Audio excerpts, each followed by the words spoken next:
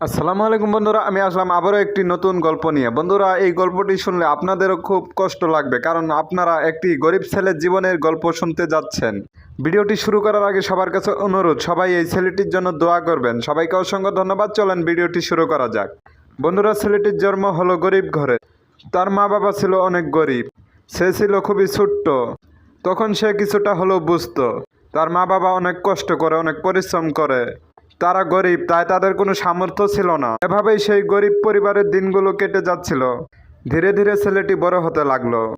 ছেলেটির মনে অনেক বড় ইচ্ছা, ছেলেটি পড়াশোনা করবে। বন্ধুরা, ছেলেটির অনেক বড় ইচ্ছা ছিল ছেলেটি পড়ালেখা করবে, কিন্তু সে পারে নাই, কারণ তারা গরিব। তাদেরকে সামর্থ্য ছিল না পড়ালেখা করার।